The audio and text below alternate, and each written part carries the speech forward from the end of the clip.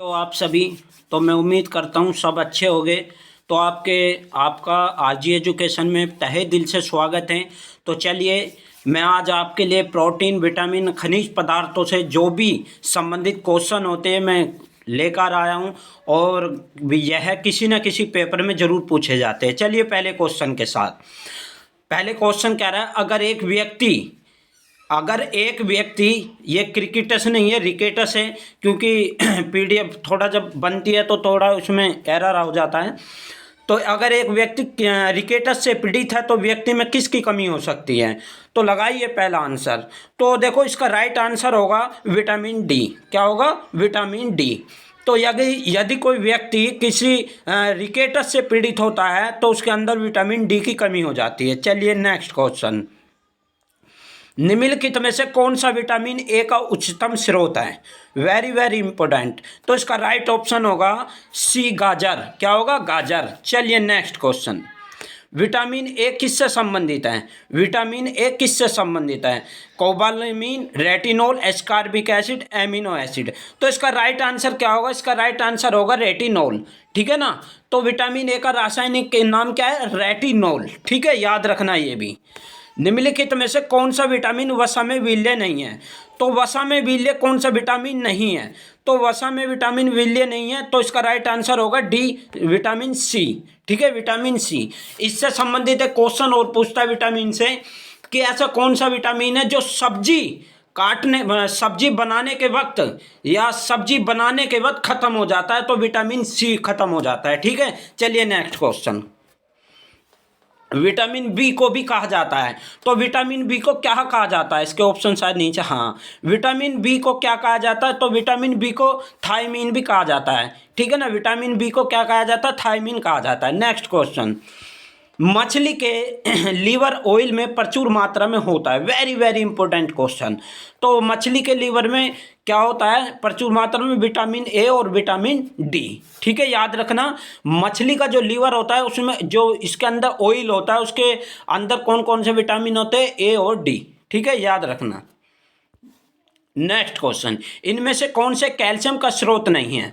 Paneer, Kolad Green's, अंजीर, गाजर।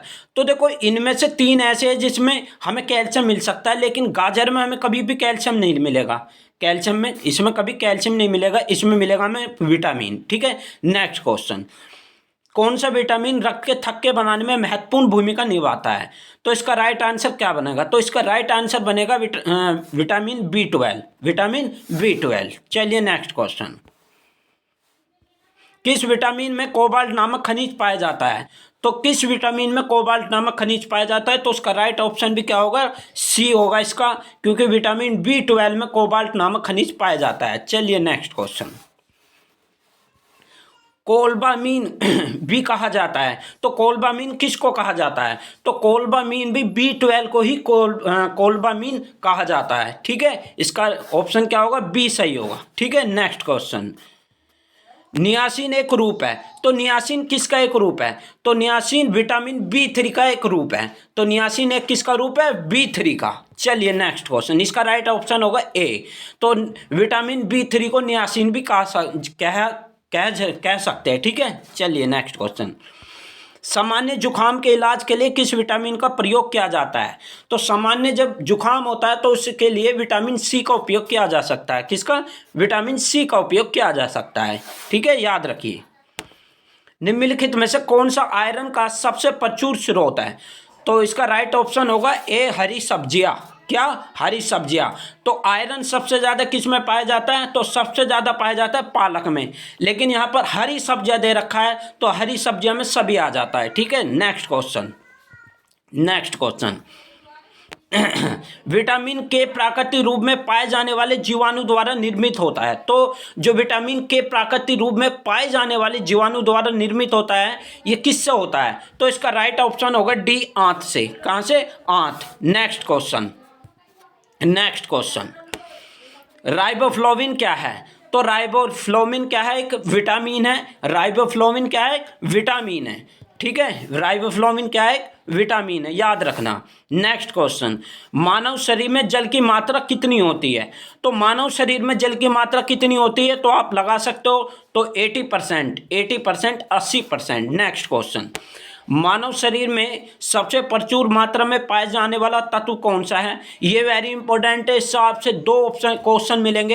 एक तो आपसे पूछ लेगा डायरेक्ट कि मानव शरीर में कार्बन की कितनी परसेंट पाया जाता है, तो A carbon 18%, B calcium 1.4%, C nitrogen 3%, D oxygen 65%। तो अब पूछ रहा है कि मानव शरीर में जल की मात्रा कितनी होती है, मानव शरीर में सबसे प्रचुर मात्रा में पाया जाने वाला तत्व कौन सा है?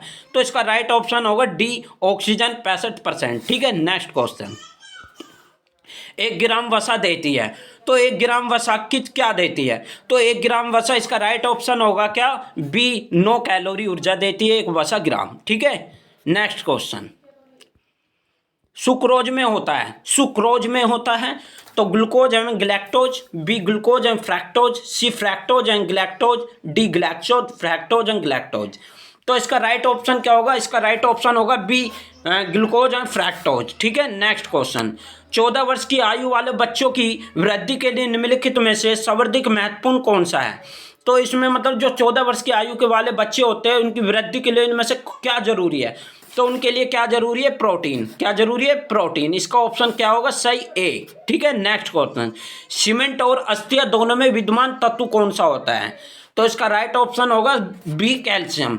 सीमेंट और अस्थियां में क्या मौजूद होता है, कैल्शियम। ठीक है, नेक्स्ट क्वेश्चन, नेक्स्ट क्वेश्चन, खाद्य ऊर्जा किसके द्वारा प्रदर्शित की जाती है? तो आपको सभी को पता होगा खाद्य ऊर्जा किसके द्वारा प्रदर्शित की जाती है, तो इसका राइट ऑप्शन होगा कैलोरी। ठीक है, नेक्स्ट क्वेश्चन, निम्नलिखित में से कौन सा ऊर्जा का उत्पादक है? निम्नलिखित में से कौन ऊर्जा का उत्पादक है?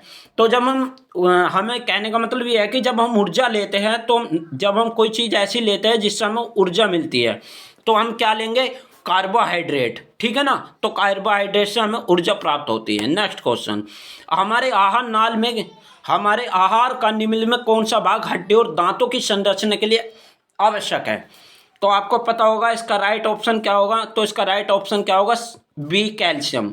ठीक है ना, तो कैल्शियम है, क्योंकि दांत जो होते हैं, दांत भी कैल्शियम के लिए कारण मजबूत होते हैं और हड्डियां भी कैल्शियम के कारण मजबूत होती है। ठीक है, नेक्स्ट क्वेश्चन, किस किस किस में प्रोटीन नहीं पाया जाता है? तो किस में प्रोटीन नहीं पाया जाता है, तो प्रोटीन किस में नहीं पाया जाता है, तो इसमें राइट ऑप्शन होगा सी, चावल में। ठीक है, अब एक क्वेश्चन और बनता है चावल से कि चाइनीज चावल में किस विटामिन की कमी हो जाती है? मतलब यदि कोई व्यक्ति चाइनीज चावल खाता है तो उसमें किसकी कमी हो जाती है?